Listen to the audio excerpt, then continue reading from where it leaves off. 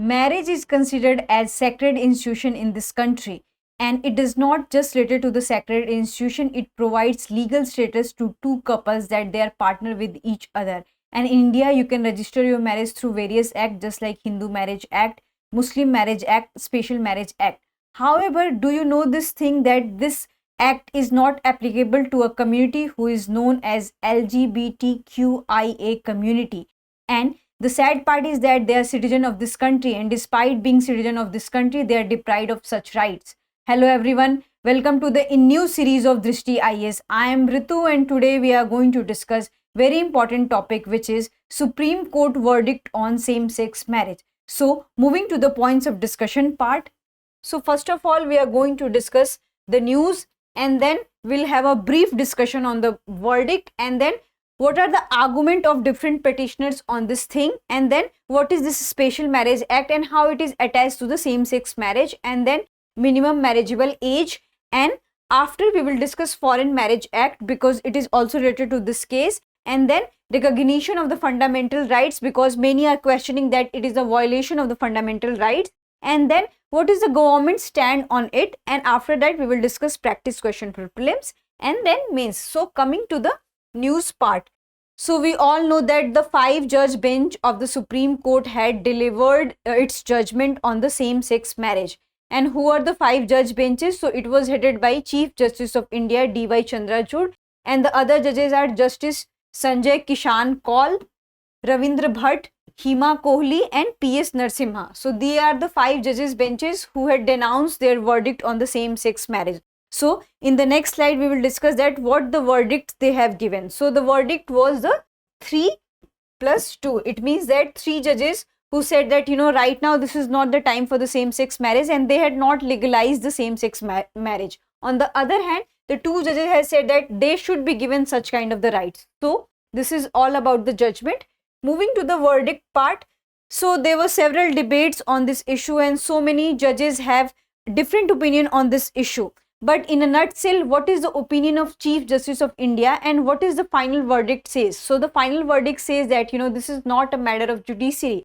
It means that you need a separate kind of law for this kind of the issue, and the judiciary cannot make laws. It can interpret laws, but it cannot make laws. So this is a matter of parliament and state legislature that they should make laws on to this. So, however, the Supreme Court had said that the state government and the central government should follow non-discriminatory practice for such kind of the thing, and the couples who are non-heterogeneous in nature, they have right to have such kind of the union. And the Supreme Court had advocated that they should not be discriminated, that they belong to a different kind of community and they identify themselves as a different from male and female, and because of that they should be not discriminated. They should be given all type of the benefits which are availed by any citizen of this country. So this is the final verdict of the Supreme Court. The CJI had also said that the parliament should form a committee to look into such kind of the matter. And Justice Kaul has also agreed with this thing that parliament should form a committee to look for all these kind of matter, because this is a matter of serious consideration and it requires lots of research and lots of activities and strong political will to implement such kind of the marriages in this country. So this is the final verdict of the Supreme Court, which says that unions are justified in this country, but it had not used the term marriages. It means that the same-sex marriage is not much legal in India. They can have the union together and they can take benefits from the state government and the central government, but the marriage word has been not used in the final verdict. So this is the final verdict of the Supreme Court. Moving to the next slide. Next slide is about that what are the different arguments of petitioner regarding these things, that how this issue reached to the court. So Mukul Rohatgi, who is a senior lawyer, had said that this thing is already implicit in the Constitution of India, and there are various articles who says about all these things. So he said that Article 14, which deals with the equality, 15 which deals with the non-discrimination, 16 equality of opportunity in public employment, 19 freedom of speech and expression, 21 right to life, are all implicit in nature, and they advocate about the same-sex marriage. And how they advocate about same-sex marriage, that Article 14 deals with the equality. It means that we all are equal before the law and we all provide the equal protection of law. and if they are the citizen of this country, then they are also equal before the law. It means that SMA, Hindu Marriage Act, they all have the equal rights on such kind of the law. The 15 also says that they also follow the non-discrimination practice. Then why we are discriminating with this LGBTQ community if we have Article 15 in our constitution? So this is the opinion and petition by the Mukul Rohatgi, and it also says that equal of the opportunity in public employment, right to life and right to privacy also. And it also said that this kind of things should not be debated much, because we have already this decriminalization of homosexuality, which is in this case Navtej Singh Johar versus Union of India, and we already have this 2017 case, which is case Puttaswamy and ANR versus Union of India. So which says that fundamental right of the privacy. So it is a matter of fundamental right of privacy, right to equality, right to freedom of speech and expression, because they are expressing that they want to marry someone, they are loving someone, and they are equal protection of the law, they are equally treated with the law. Then why they are not given this kind of the marriage right? So this is the argument of the petitioner. So moving to the next slide says that this is not only deals with the marriage rights, it also deals with the rights, privileges and so many things which are associated with the marriage. And what are the other things which are associated with this same-sex marriage? So we have this Special Marriage Act, we will discuss this thing, and then Foreign Marriage Act, and then also minimum marriageable age of such couples. So these kind of things are also deals with such kind of the things. So first we will deal with this Special Marriage Act 1954. So what is this act about? So this act is about that it provides legal status to the couples who belongs to different religions. Suppose that a boy belongs to Muslim and the girl belongs to Hindu. So they have a legal provision to marry, and they can register their marriage under Special Marriage Act. And it also deals with the caste. It means that the person belongs to different caste. Suppose that boy belongs to Bhumihar community and girls belong to the lower caste community or Dalit community. They can also register their marriage unto this Special Marriage Act. So this is a brief about Special Marriage Act. So Rohatgi argument is said that it should not be just centered around male or female things. It should be the gender neutral, and here spouses word should be promoted. It means that spouses deal with not the union between man and female. It should be the gender neutral. It means that man and man can also marry, female and female can also marry. So this is the petitioner's argument, and they also said that there should be the constitutional status and constitutional provision for such marriages, because it will provide the legal status to such kind of the marriage, and it will promote marriage equality into this country. So this is all about the Special Marriage Act, which is related to this special same-sex marriage case. And this when we come to this minimum marriageable age, so in India we have a minimum marriageable age, and for girls it is 18 and for boys it is 21. We already know this thing. So what is the petitioner says around this thing? So the petitioner says that Singhvi, who is a senior lawyer, has submitted their argument into this, and he says that for lesbian couple it should be 18 years, for gay couple it should be 21, and for transgender couples it should be vary, because any transgender define themselves as a female, then it should be 18, and if any transgender identify themselves as a male, then it should be 21. So it could vary that what kind of gender they associate with it. So in this way this minimum marriageable controversy or thing would be resolved. So these are the petitions behind the same-sex marriage argument. And then what it comes to the Foreign Marriage Act. So in this country many of the person who also marry outside, so we have this Foreign Marriage Act, and there was a case in which Indo-American couple had married together and they belong to the same sex. So there was a senior advocate whose name is Geeta Luthra. So what is this Geeta Luthra had said?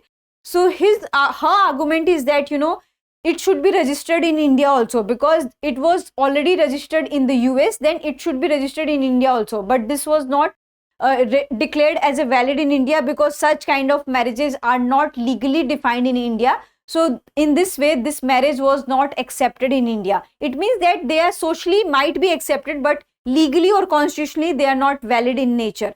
So this was the case of Foreign Marriage Act. So this act also needs amendment regarding this same-sex marriage. So moving to the next slide. Next slide is about recognition of fundamental rights. So many people are saying that it violates the fundamental rights of LGBTQIA community. So how it violates the fundamental rights? So we already had discussed that, our Constitution of India says that we all are equal before the law. And if they are the citizen of this country, it means that they are also equal before the law. Then why they are not given such rights? So Advocate Jayana Kothari has said that, this thing is not even legalized in India. It means that, they are snatching the rights, and especially the fundamental rights for those people. It means that their fundamental rights are snatched from those people. It means there is a huge violation of Article 14 and 15.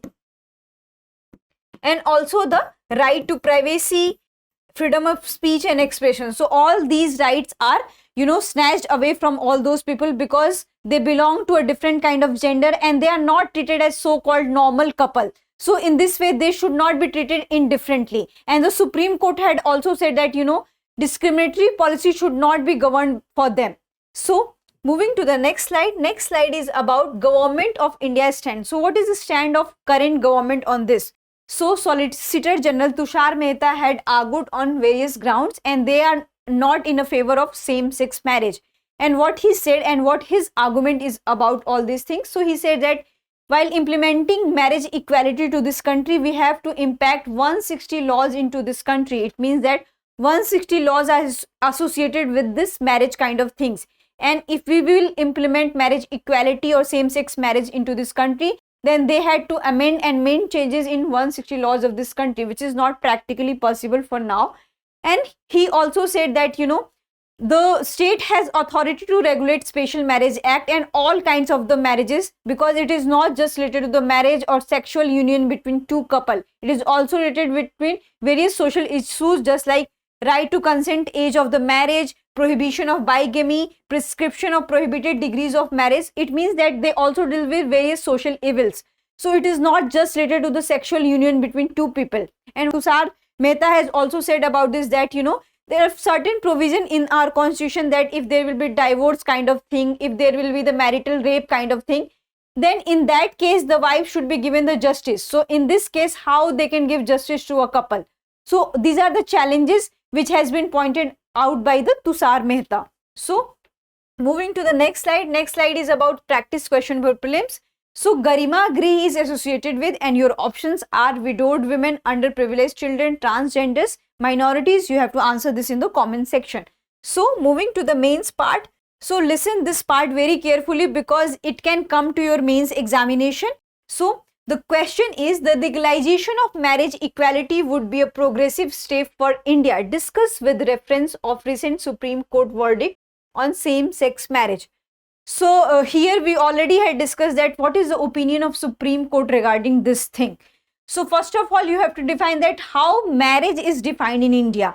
So first of all, it is considered as a sacred institution. But apart from sacred institution, does it have a legal institution or legal recognition? So of course, it has a legal recognition, and for that we have several laws and acts related to it. So we have this SMA, Hindu Marriage Act, and then Muslim Marriage Act, Anand Karaj. So we have different kind of provision through which you can, register your marriage. However, under this kind of act, the LGBTQIA community is not attached. So you have to give brief background about the marriage institution and how this community and why this community is not attached to this kind of the thing. Then you have to come to the second part when they are asking that discuss with special reference to recent Supreme Court. So recent Supreme Court verdict has said that, the union is legalized in this country and they can avail the state government benefit and central government benefits, but they had not used the term marriage. It means that they are not directly saying about the marriage that it should be legal in India. And so what is the opinion of Supreme Court regarding this? That they had not also directly said about the marriage that this is legal in India. On the other hand, CJI had promoted all the state government and the central government to formulate a committee to inquire about such issues. And they had also said that, the union is not crime.